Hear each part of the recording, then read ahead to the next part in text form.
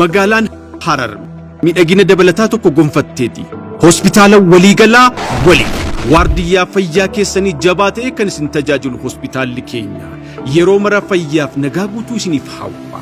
Yoo dhibamtaniif garuu tajaajilli wal'aansa dhibee keessoo, wal'aansa dhibee haadholiif daa'immanii, dhibee lafee fi baqaqsanii wal'aan waliigalaa, hordoffiin ulfaaf deessisuu, wal'aansi dhibee ijaa, gogaa, nervii fi ilkaan dabalatee wal'aansi dhibee garaachaa fi kanneen biroo kamuu yeroo idilee fi idileen alatti hospitaala keenyatti haalaan kennamu. Kanaafis ispeeshaalistoonni ogummaa fayyaa muuxannoof ga'umsa olaanaa qaban meeshaalee wal'aansa fayyaa jabanaa, CT iskaanii dabalatee laaboraatoorii qulqullina olaanaa qabuuf X-ray sadarkaa isaa eeggate.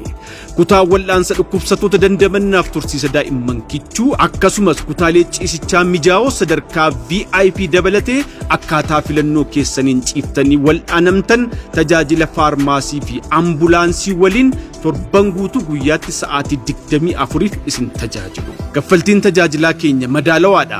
Dhaabbileef tajaajila liqaa ni qabna. Fayyaa ta'a. Teessoon keenya magaalaa Harar Hospitaala Hiwoot Faanaa cinaa. Waldaa Aksiyoona Fayyaa waliif.